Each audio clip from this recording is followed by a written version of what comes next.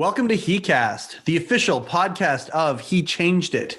My name is Mike Chisholm. I'm your host today. As always, I'm excited to be doing this. It's so much fun getting to sit down and talk to people, listen to their points of view, discuss things, hash things around. I love that. I love everything that this He Changed It cause or a community that is rapidly growing is all about. I'm very excited for the changes in the company. I'm very excited for my role in the company, in that I don't really have a role other than to host this thing. But my girl and her team of folks are doing all sorts of fun stuff with He Changed It this week. I know here's some highlights. Canadian Mental Health Society, I guess it is going to be doing some content for He Changed It. And there's going to be some cool stuff brought in there. Some stuff with a major junior hockey league is happening. All sorts of very cool things in the world of He Changed It. I'm so excited to be a part of this. I love conversation. I love discourse. I love going through things, and I love hearing perspectives from all sorts of different people. I also love relationships, and that brings me to who our guest is today. This is a guy that I've had a relationship with for, I don't know, it's like 3 years, maybe even a little bit longer. Probably is even a little bit longer than I think about it. But I've never actually met him in the flesh. I've never actually spoken to him before. See, I'll elaborate. Today's guest is a gentleman that is a childhood friend of a good friend of mine.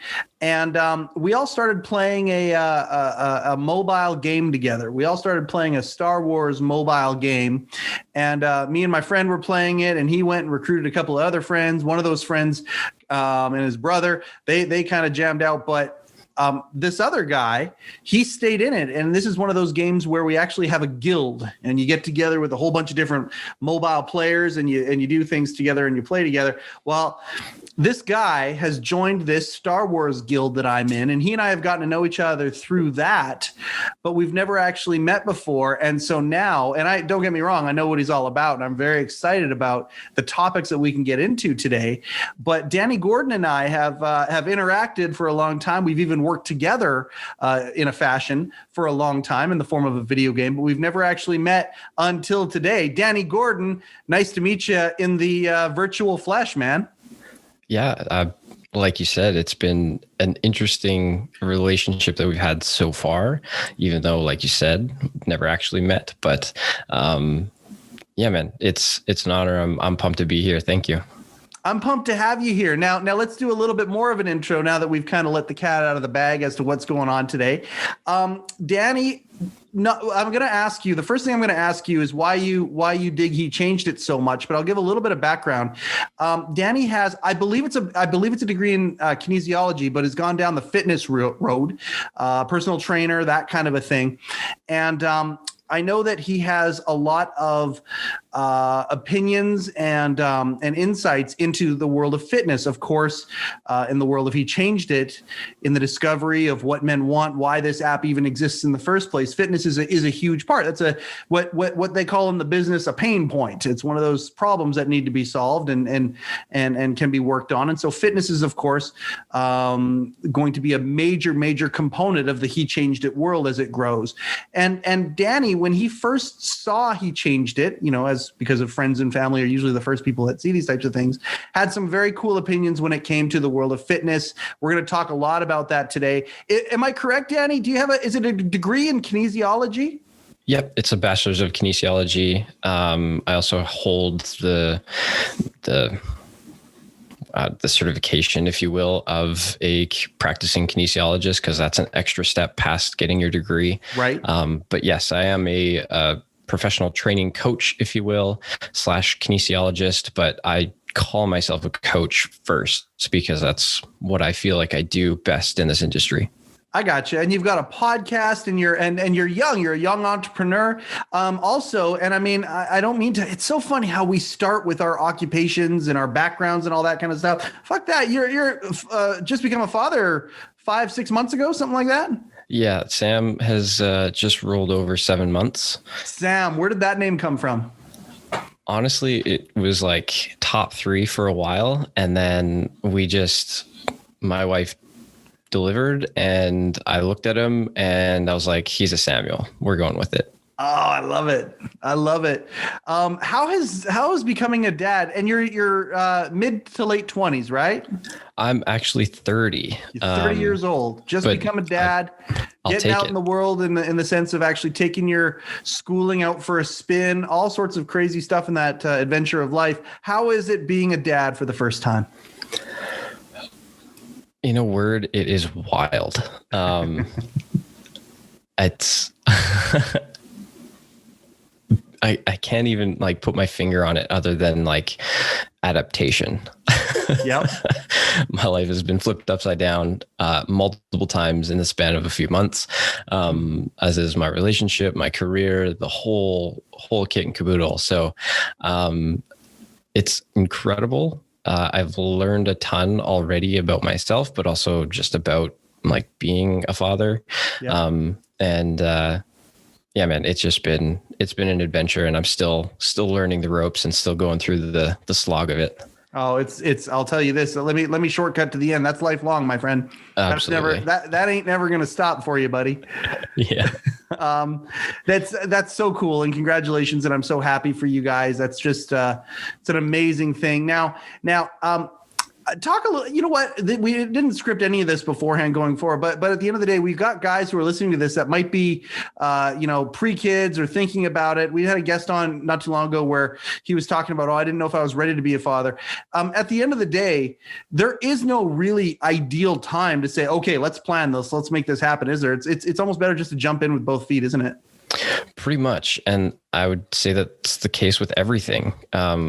Honestly, like there's no better time than today in some cases, maybe not having kids, but like obviously have some thought before you go into that one. But still, like once you've made that decision, yeah, you go 2 feet in and you just live with your decisions. Yeah, I feel you. Now, when my wife started building, he changed it, and the word kind of got out to our immediate circle. You were one of those guys that kind of raised his hand first and said, "Oh, I really see the vision of this." I don't want to put words in your mouth, but the impression you gave is that you saw the vision of it, and you kind of really understood the need. What is it that you like about he changed it so much? Partially, it's the language around it. So you have the 5 fitnesses, if I am correct. Yep. And I obviously love the word fitness because it's not just my career, but it's a phrase or term used for developing something. You're developing your skill. You're using something or using your skills to then get better at it. Right. And so I love that idea. But as well, like it's bringing in like tools and resources and skills, habits, all the things that I'm into one place as a resource for people to then utilize for their situations. And that's what it comes down to. I gotcha. Well, I appreciate that very much, and anybody who has reached out to the team and given even just encouraging words towards what the team is doing with He Changed It, it's so appreciated. Every time that happens, it's really appreciated. Danny actually took one step further, and he started looking at some of the fitness things, and his mind started kind of going right away, and thinking about some of these resources that we can set up for men. Fitness being one of them. And at the end of the day, Danny, it's funny when the team was doing their discovery as to what kind of problems there are to solve, what He Changed It could help with, they identified a few of the pain points that men are going through. And number one was actually body image. Now, a lot of people, when we say that is the number one pain point for men is body image, in some circles, I'm not excluding other things, but it is a high priority. Many people are surprised by that. Are you one of those people? No. And I have struggled with this as well. Going from being a relatively fit individual through high school, before that and beyond, because I was a junior road cyclist. I was racing twice a week. I was riding my bike to and from work, which was like a 22K ride. Okay. Yeah. I got super lean, super fit, and I could ride my bike for hours and hours and hours. The following winter, I went from about a race weight of like 150, 155 to 185 pounds, which in the span of like 3 to 4 months is not good. Right. And in that culture, in the cycling industry, that's kind of like you just sort of put on winter weight because, spinning on your trainer in the basement or whatever just isn't as fun. So you don't ride as often. You're not burning calories, and most cycling folk aren't really gym people either. So you're not really doing a ton of other extra fitness. Right. And so at that get time, out of the groove. Totally easily. And it's cold and dark and gross and whatever. Compounding that with eating very, very terrible food because I was a cyclist. I was a teenage athlete. I ate fast food. I ate all the bad stuff because it was easy. It was right next to work. And just that was what I went for. So not a big surprise why I put on a bunch of weight. But that following spring, it was like a slugfest to even get down to 175. And so from then it just sort of transitioned into, it just escalated as I grew older. So I've definitely had a struggle fest with the body image side of things. So for you, was it the inability to perform as well as you had been, either if you're doing the long rides, a time perspective, or it's harder to get to work, or was it the actual I don't like the way my body's looking? All of the above. I noticed the performance aspect first, and then really started to kind of dive deeper on it. And then, you sort of look in the mirror most mornings and be like, oh, it's a little softer than it used to be. I don't really like that. Yep. And for a lot of guys, it leads down a path. It leads down a path that actually can be a dangerous path. Self-worth can get wrapped up in there, comparisons, things like that. And it can actually lead to mental health stuff too. You ever experience any of that? Yeah, I mean, I could go one of a number of different ways there, but yeah, you definitely notice things, especially in my case specifically. Like I then started to go to university, so I just wasn't as active. I didn't have the intentional exercises built into my daily routine, and so I put on a good amount of weight to the point where I was like creeping around 200 pounds pretty consistently, and still not able to do that many push-ups, right? Like I didn't have anything to really justify why I was that heavy. Right. And coming from the cycling world, like that was a big no-no, if you will. Right. And so like, do I belong in this crew now? Like, do I just give up and become a gym rat? Like just silly stuff like that. Well, quote unquote, silly stuff that went through my head, but real people go through those things as well. But it did get wrapped up into, well, if I'm going into this world of kinesiology, I should look the part. And that's been a continual struggle, even to this day, to a certain extent, because I'm not the typical shredded dude that's, 200 pounds and just jacked. That's not me. Right. Is that what people expect, or is that your expectation or idea of what people expect? A bit of both, because if you're thinking about a person walking into a fitness facility and they're like, okay, I want to get in shape or fitter or better at lifting weights or whatever their goal is, they walk into a facility and they see somebody who's 200 pounds and a little soft. They're not super pumped about do you actually walk the walk? Are you the person that I'm going to come to, or am I going to go to the guy down the road that looks like he's, training 6 hours a day? Right.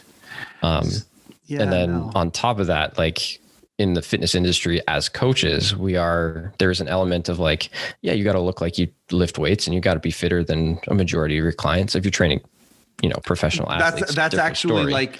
You're trained that way. That's in your schooling. I wouldn't say schooling, but definitely in the coaching realm, or the people that are the professionals in this industry. And I'm talking the good ones, not just the social media monsters that are out there with their shirts off. Right.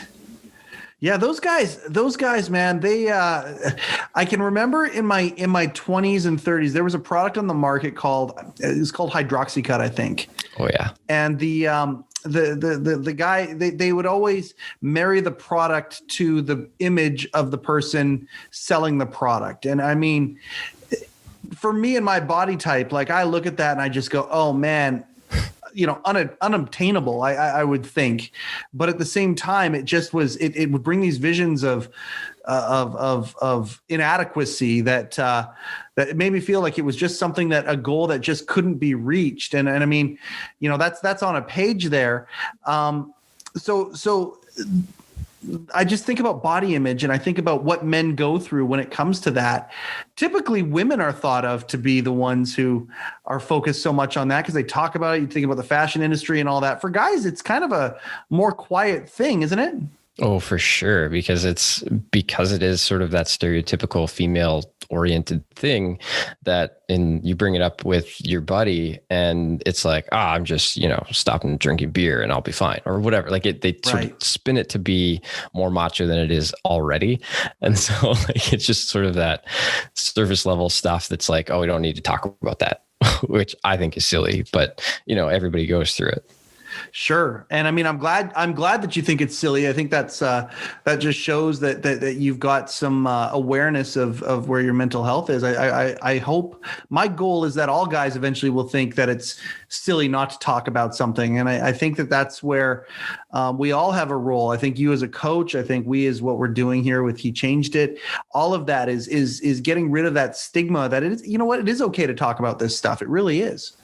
100%. And sort of the like you were saying, to piggyback off of the feeling of inadequacy, I would even say on the professional side, a feeling of like imposter syndrome. Like, do I actually belong here unless I look like that? Which I think is complete trash, because and I've experienced this myself, gone through this process of like, no, I have something to contribute.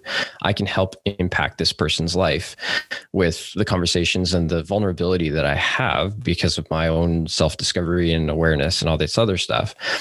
I can help this person get through this, or at least like help walk with them, beside them, not in front of them or behind them. Mm-hmm. I can walk with them so that they can go through this process. And it doesn't actually, at the end of the day, it doesn't matter what I look like. It matters if I can get them there.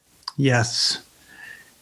When you started your schooling, did you move into kinesiology right away? And I guess the other part is, what the hell is kinesiology? That's a word that just seems to be such a buzzword now. And then did you know you wanted to be a coach at that point? Or was it going through the journey that kind of revealed to you, oh, wait, yeah, this is the phase of my life that I think is going to enrich me if I move down this path when it comes to what I'm learning? Right. So I took a gap year from high school. I worked at the bike shop that I was racing for. Yep. And did that for a year. And that was sort of the game plan. I wanted to experience the workforce so that it was sort of an ass kicker to get back into the education system. Right. To improve my life in some way. And it was all on me. My mom was like, I've got no money for you, so if you want to do it, it's on your dime. And I was like, okay, I got to want it then. And so, I didn't really know where to start. So I went and saw a guidance counselor, and I was like, I was talking to friends and they talked about this program. And she's like, you know what? You sound like you want to be over here in human kinetics, which is what it was called at that institution. It was a 2-year diploma, and that would then lead into kinesiology as a degree and so on and so forth. And so if you think of human kinetics and kinesiology, you're talking the same thing. Okay. And which is the study of human movement, period. And so that is a very wide ranging definition, because that can go into biomechanics, that can go into exercise science, that can go into a clinical setting where what about dance? That's movement. Absolutely. Totally. Yeah. You could be a dance instructor. You don't necessarily need to be a kinesiologist to be a dance instructor, but it would help. Right. And so it's sort of carried on from there. I was learning practical things on a day-to-day basis that was like around sleep and health and fitness, nutrition, all the stuff. And so I was like, even if I don't graduate with this and turn this into a career, I'm learning stuff that I'm going to carry with me. So I stuck with it. Right. Sorry to cut you off. No, you go ahead. You keep going. I've got something formulating, but I'll ask in a minute. No worries. So just to answer the final question of, did I know that I wanted to be a coach? And the answer is no. I thought that I would be, honestly, let me clarify. I thought I was going to be a cycling coach. That's where I was going to go. And then I realized that unless you were born into it, more or less, or in Europe, you had no shot. And so I was like, well, I'm not in Europe, so I'm probably going to need to revamp this dream idea. But I mean, I was like 18. Was that hard for you? No, honestly. Because it was kind of a dream that I was like, oh, it would be so cool if, but I didn't really put any action into it. I gotcha. There's a clue right there, isn't there? 100%. And so I didn't know that I wanted to be a coach in this facet, but I knew I always wanted to help people in whatever facility or whatever that looked like. I knew that was the objective. So you knew you liked to help people. You were studying movement. And I mean, let's face it, what you were studying really did have to do with a fitness slant of things, right? Even at that point. I listened to Joe Rogan, and incidentally, just so you know, this podcast is on the same network as Joe Rogan. So, you know, we got that going for us. I listened to Joe Rogan, and he talks a lot about, these like kettlebells or using maces or some of these other tools to exercise. And it's all about real strength, functional strength that he talks about. Are these the types of things that you have you gone down this path and studied these things? 100%. And functional fitness and functional strength is sort of a buzzy word now. It's like, does your movement look functional for what you're doing? And so what you're doing needs to be specific. So are you just doing it for regular life? Then you need to be able to squat down to a toilet. You need to be able to bend down to pick up a thing off the ground without breaking. If you're an athlete, you need to be able to do your sport well. Right. So your training should be helping those movements that are very sport specific, but also they should be building up foundations and inadequacies of whether it's like you've got a sort of a weird hip and you got to figure out how to make that hip work better, whether it's through rehab or some weird mobility drills, whatever the case may be. You need to address those things so that you can get back onto your playing surface of choice without the high risk of injury. Right. So that's the whole idea behind like the functional side. Does it serve a purpose in your sport of choice? Okay. So I guess when somebody sits down with you and they want to build up a fitness plan, I guess you start asking a whole bunch of questions then at that point there. Oh, yeah. What are the types of things that our listeners can kind of maybe throw out there as potential questions for whatever their goal might be? Yeah. So I want to know what the goal is, what's the objective, and we'll probably dig into that a little bit deeper, just as far as like, well, why do you want that? Okay. What is that going to allow you to do? Why does that matter? And it's sort of the 5 why practice, if you will. Okay. So I want to do this. Why? Because this. Why? Because of this. Why? Because this. Why? So you get deeper and deeper and deeper. So you go 5 whys deep.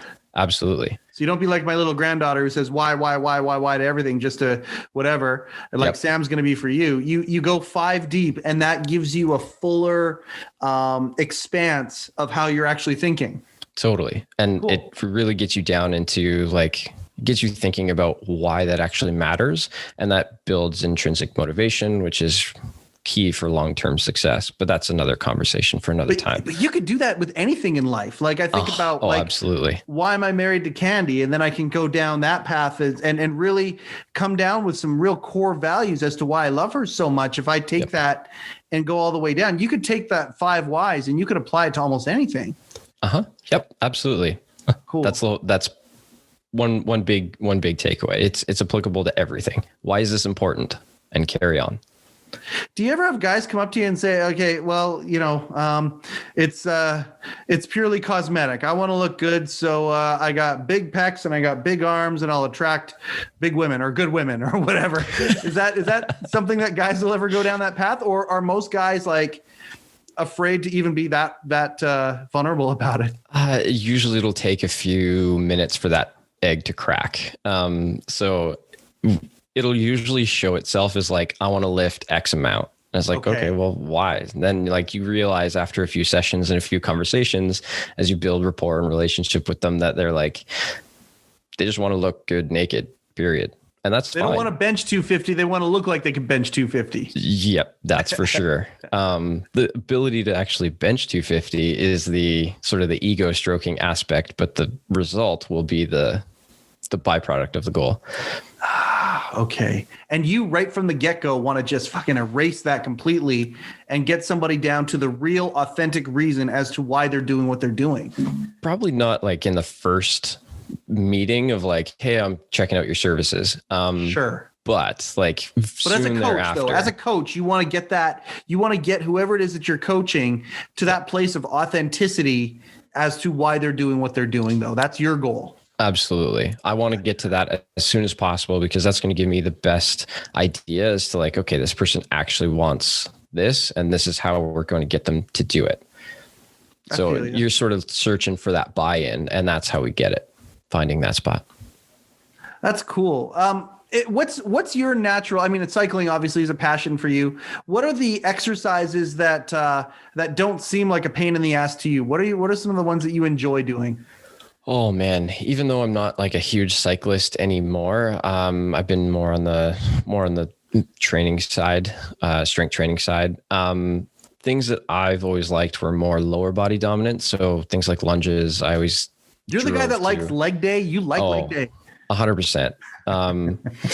But I'm also the person that's like, I don't love it that much that I like the feeling of not walking the next day. That's not what I'm about. So not quite that diehard. I hate lunges for that very reason. And you know what? Most people do. And the best part of that is that if you did lunges and push-ups, you'd probably be in a better physical state. And I'm not talking to you specifically, but everybody. So lunges and push-ups are that big of a game changer. If you're going to do just a couple simple exercises, those ones are ones that really are powerful. Pretty much. If you've got a kitchen counter, if you've got a couch, if you've got a stool, if you've got anything that you can put your hands on to like change the intensity of that push-up, you're golden. You don't need any equipment. You've got stuff around you that you can do this with. And lunges, you don't even need shoes. So like you just need like 6 feet of space, not even, and you can hammer a bunch out. No. Well, and this is the excuse that many people, not necessarily just men, but people have, is that, they say, oh, I can't actually, I don't have enough money for a gym membership, or I don't have enough money for the equipment, or I don't have any of that. That's a bunch of bullshit, right? If you really want to get some results, you can get some results without paying anything. Totally. And honestly, you don't even need a pair of running shoes, which is sort of the next step of like, well, you buy a pair of running shoes or use some old shoes and go for a run, and boom, you've got your workout. Right. But yeah, you don't even need that. You just need some space and, some creativity, and away you go. I gotcha. So what's your take on the fitness industry today? Like when we talked about functional strength, you're like, oh, that's kind of a buzzword. Talk a little bit about your vantage point. Like when you see I remember when you saw some of the fitness things we had up and he changed it, immediately you're like, hey, I've got some ideas, some things like that. Talk to us a little bit about your point of view from your sight line of where the fitness industry is at, and what is right, what's wrong. Oh, okay. We don't have that much time. I think the key thing, and it's been a little bit since I've looked at the app and opened that area and really dove deep, was there's just a few things that were, I think, more equipment based. And I can't remember, I'm willing to be corrected there, but it was just like things that isn't how I would program something. And that's more of just a me as a person than a coach. Okay. I wouldn't program like certain exercises next to each other. And this is like really technical. This is like nitty gritty stuff that honestly doesn't matter that much. Sure. But the other side of this, one thing that sort of got to me was like the phrasing of like what this program will do for you. And of course it was the picture of the ripped dude with triceps. Not to say that like use an image, I don't care, but it was very much of the headline clickbait. It's the box of Hydroxycut. You take this pill, you'll look like this guy. Totally. Yeah. Which that is probably one of my like top 3 biggest beefs with the industry, is that like you can get shredded. The promise that you can get shredded in 6 weeks is such bullshit. Yeah. And I think that needs to die like 10 years ago, but of course it sells. But that's the big thing, is just like, no, if you want sustainable change, you need to take it a little bit slower and not destroy yourself in 3 workouts this week so that you don't ever go back. Like, that doesn't make any difference. Because that's a thing, right?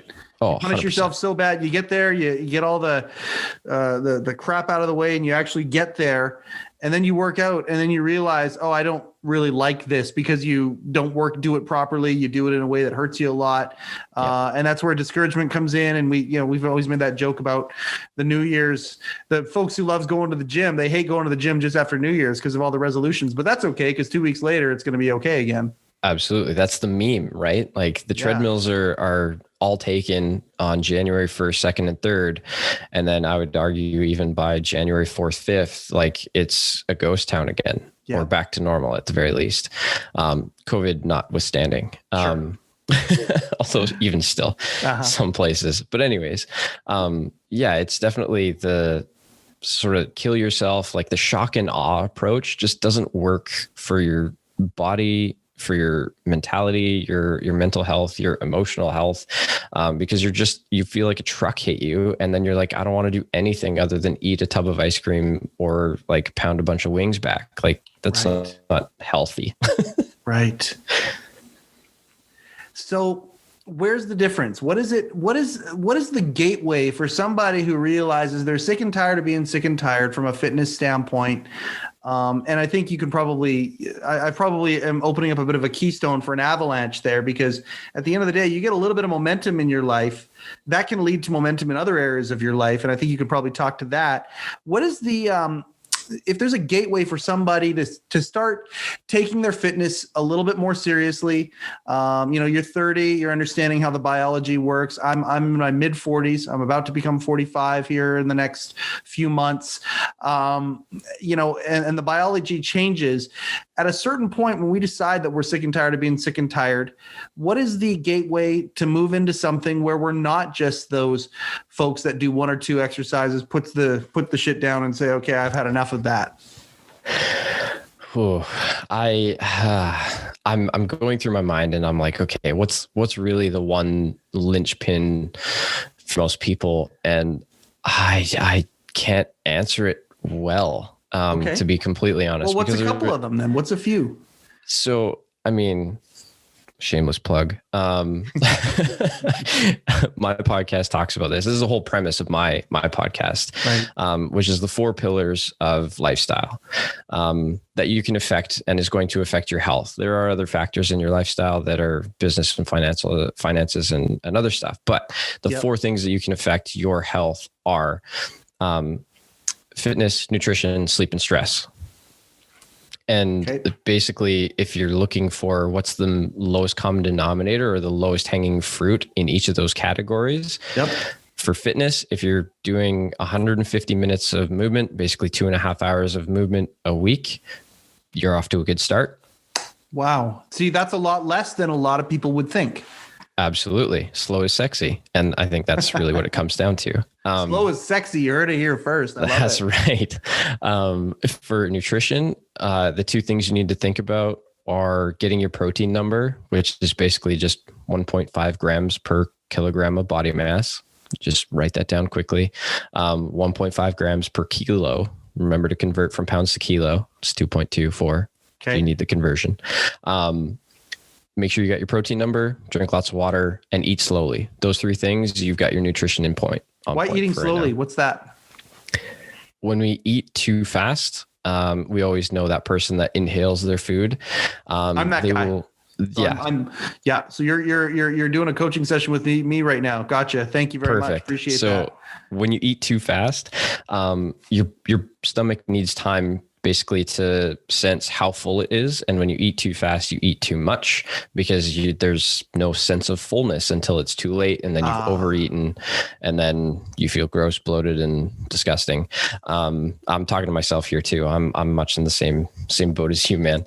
Okay. But if I know that I'm going to eat 3 pieces of pizza, and that's all I'm going to eat is those 3 pieces that are in front of me, right? Yep. Even though I could eat more, but I eat them fast. Is there something chemically that I'm doing wrong or whatnot? Like, if I'm eating a set amount, is it the speed? Does that matter?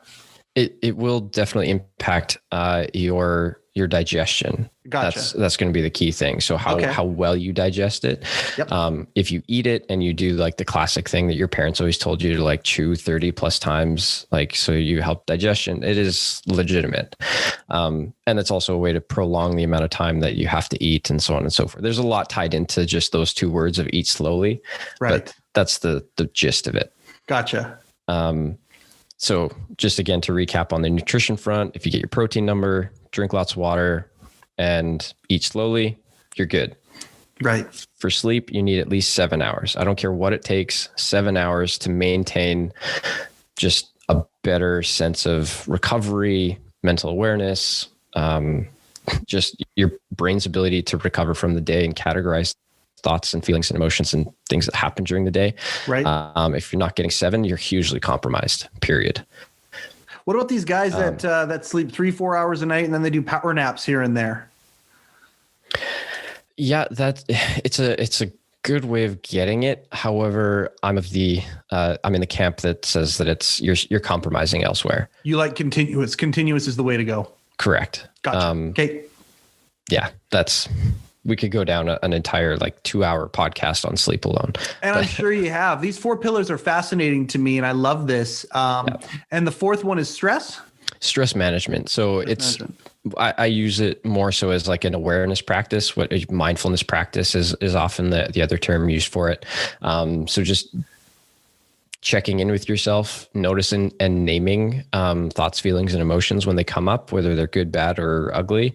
And just the ability to downregulate. Again, this builds into sleep. Being able to downregulate from the day helps you fall asleep faster and better and deeper. Right. So if you're stressed, we've all been there. If you're stressed, you're not sleeping well most of the time. And this is where sleep sort of combats that. It's going to help with your stress. So there's an interlinking of all of these as well. But yeah, if you're not practicing any sort of stress mechanisms or managing coping mechanisms, if you will, you are just burning physiological fuel, cortisol, glycogen, glucose, the whole bit. You're just burning it at an alarming rate, and you're going to burn out faster, period. Have you ever heard of Simon Sinek? Oh, yeah. Okay, me too. I'm a big Simon Sinek guy. And one of the books, I forget which one. I forget if it was Leaders Eat Last or whichever one it was. And it talked about the cortisol drip. Okay. And how, when that's happening, how much of your perspective on life gets disrupted. Yes. I don't even need to know the book, and I 100% agree, because you're just at a higher arousal state. Right. And I don't mean that in the good way. I mean that in the bad way. Like Absolutely. Your nervous system is just primed for fight or flight. Which one am I going to do? And there's very little rest and digest. And I'm pretty sure I did a podcast on the parasympathetic and sympathetic nervous systems. Yep. Hugely important. So, first off, okay, what's the name of your podcast, first and foremost? Because we're talking about this right now, and I think there are going to be people who are interested, especially if you do deep dives into all 4 of these pillars and more, which is what your podcast does. I know that. Yeah. What's the name of the podcast? It is the Fitness Lifestyle Podcast. You can find it on everything. Pretty much, if it's attached to Apple, it's on Castbox and Castro, a bunch of other stuff, Spotify. Yep. I think I've even got it on Google. You'll be able to find it everywhere. That's very cool. And say it again, the Fitness Lifestyle Podcast. The Fitness Lifestyle Podcast. Great name. Thank you. Fantastic. That was the objective. You think that one would be taken? That sounds like it's money right there. There is one other dude. His name is I can't remember. Something Kennedy. It might even be Danny or Daniel. I can't remember. Okay. But his is the Fitness and Lifestyle Podcast. So you'll see this gorgeous mug on mine. You'll see a jacked, ripped dude in black and white on the other one. All right. So Danny Gordon is who you're looking for. That's the one. Okay. So, you talked about how these 4 things are linked. These 4 pillars are linked, and I could see that. And the one I want to kind of get to is the stress management for a second, but I'm going to take a bit of a detour through fitness first, if you don't mind. Hit me. So fitness, you think about dealing with stress, right? Well, if you drink lots of water and you eat well, that helps you deal with stress. That gives you good fuel inside of you for dealing with it. Now let's go to fitness. You go for a run. I don't know how many times I've heard people over the years say, if you get yourself emotionally compromised, go for a run, go work out, go for a swim, go for this, go for that, and you're going to feel better. And how, so I understand how they're all linked. Mm-hmm. What I like about your stress management, though, is mindfulness. Mm-hmm. Being able to actually identify one of the themes that has continually been coming up in our podcasts is awareness. Mm-hmm. And I would say I would submit to the panel, whoever that panel is, that yes, if I work out, it will help me deal with stress. But more important, though, is doing that deep dive where you're actually able to be aware and mindful. And you said it yourself, identify, like you actually identify what it is that you're feeling. Mm-hmm. Absolutely. And fitness is a good example because it builds into the mindfulness practice if you want it to. And again, a lot of people disengage that connection because they just don't think it's connected. They kind of put fitness in its own silo and nutrition over here, and they don't talk to each other. But right. We all know that that's false. So on the fitness side, you can build it as a mindfulness thing because if you're think about doing a bicep curl, just because this is, dudes, biceps makes Absolutely. Sense. So if you're doing a curl and you aren't thinking about where you should be feeling it, you're missing out on a huge piece. So it's not only bringing you into the present of what's happening and focusing on like where it should be engaging, where you should be feeling it, how fatigued you are, or how many more you can do, and going through that whole process, like it just helps bring you back into that moment. And also if you bring the breath into it as well, as you're exhaling, as you're exerting yourself, as you're lifting it up, is all pieces of that mindfulness practice of just, okay, where's my body at? What am I doing? Most people just don't put it into that category because that sounds woo-woo or like weird or whatever, but like it's meditation for your body, period. I love what you did there because I flipped it the one way where it's saying, okay, yeah, stress management, you got to be able to identify. Fitness helps you with your stress, but you got to be able to identify. And then you flipped it back on me and said, yeah, but when you're doing your bicep curl, you actually envision your bicep and what it's doing and how it's getting bigger and stronger and all of that stuff. And that makes for a better relationship between, the mindfulness and the fitness part of it. You're literally manifesting what it is that you're working on rather than just, looking around at the girls in the gym or doing whatever. You're actually digging into that deeper level. For sure. And I think more where you were going was just, burning off endorphins and getting more of a mental bath or wash, if you will, from endorphins and just blood flow to the brain. There's a lot of metabolic byproducts that just sort of sit in our bloodstream and they have to get to the liver and the kidneys somehow. And if you're not pumping enough blood to those systems, those things are just sitting there and causing inflammation, which is no good. So, just going for a walk is basically meditation for your body, like I was saying. Ooh, there you go. Meditation for your body. I love that. I did catch it the first time, but I considered it and pondered it there.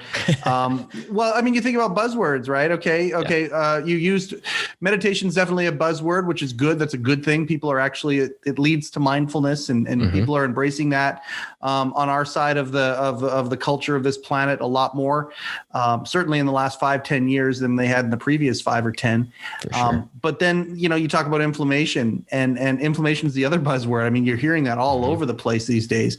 Yep.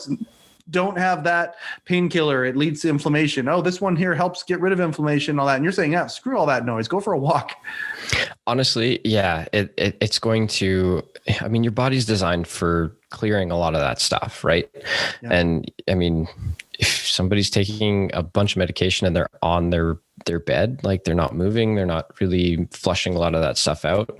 It's just taking a lot longer. But if they're able to walk, and maybe not the hospitalization example, but like after sitting on this desk, I'm going to go take Sam for a walk, like even though it's bloody cold here, and like cold, I mean like -2 or whatever, which is cold. 2 degrees below freezing, and we turn into pumpkins. Yeah, totally. Especially in BC. But anyways, after sitting for a long period of time, if you're able to walk, you just sort of clear a lot of that stuff out. It's a time for me to spend time with my little guy, but also think and ponder other stuff or educate myself as well. So it's a multi-purpose thing. We're 45 already, and I knew it was going to go fast.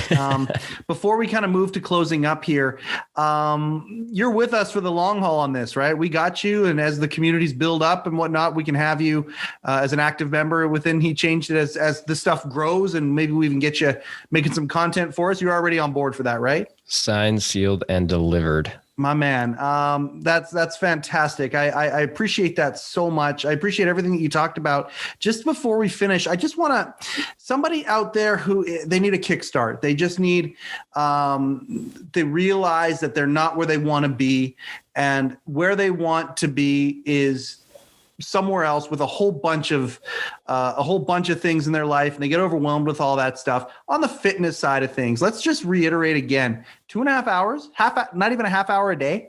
Yep, that's the minimum, and you will see some change, and then it will bleed into other areas of your life. That is, we can do that, and it starts with a walk, or it starts with you don't have to get overwhelmed with this stuff. You can be in, I hate using the word control, but you can be the guide of this journey, and it doesn't have to be all uphill. You can, a half hour of movement a day, and it's not even that if you break it down that way, but if you do a half hour movement a day, it can lead to a lot of results. I love hearing a coach say that. You've certainly given advice as to, or evidence as to why a coach for this kind of stuff is something that'll help fast track you, be a shortcut for you. Is there any kind of parting words that you want to give for this? Is part one of our conversation. We'll have more coming down the line. Is there anything you want to kind of finish off with before we take her home, Danny? I think honestly, this goes back to what we started with of, you don't know, like there's never a perfect time to start other than right now. Right. And it is a lesson that I'm continually learning, and it is something that I know and understand to be true, and yet I still need to practice. And that's a great transition into the next bit, is just practicing practice. And this is something that I need to dive in on, and this is probably like a whole part 2. But the quick summary of just like, if you missed it today, you didn't do your stuff, your movement or whatever you're focusing on, practice again tomorrow, or in the next moment that you have a chance to practice it. Right. And don't beat yourself up over it. You know what? This is something that I've struggled with. Accept it. Try again. I feel you. And practice is a really neat way of putting that in a perspective that I think a lot of people can accept. So that's a great way of putting it. I really appreciate that. The health and say it again. I don't want to plug the other guy. I don't want to plug the black and white guy. Abs. I'm not plugging that guy. Screw that guy. What's yours? The Fitness Lifestyle Podcast. Fitness Lifestyle Podcast. Both of us, Danny Gordon and He Changed It, are on the same network as Joe Rogan on the Spotify network, but also where other podcasts can be found all over the place. Please look us up. Please subscribe. Danny, thank you for taking time out of your day. We are in a pandemic, but you're also a new dad, and you could be having a nap right now. But no, you took time out of your day to be here and to share some of your knowledge with us. And I really look forward to what we're going to do in the future. Thank you so much, man. I can't thank you enough for the opportunity, and it's been a slice. I love talking about this stuff, and I can't wait for more. Me too, man. But in the meantime, we got a raid to go. We got a Rancor raid to beat in the Star Wars game soon. Hey, we got to all work together. Let's do it. This is really cool. This has been a great experience for me. Talking with somebody that I've known for a long time, but not known for a long time, and taking it completely out of context, adding a dimension to the relationship. That's a lot of fun. He Changed It has done that a ton for me. I'm really grateful for that. Been getting a lot of people reaching out, talking about the podcast, how effective it is. Thank you for those encouraging words. I appreciate that. If you haven't downloaded He Changed It yet, it is in both the stores. We are building communities and features and all sorts of stuff every week in this app. We are here. We're here to stay and here to change the world. So for another episode of heCast, the official podcast of He Changed It, my name is Mike Chisholm. Hey, go change something.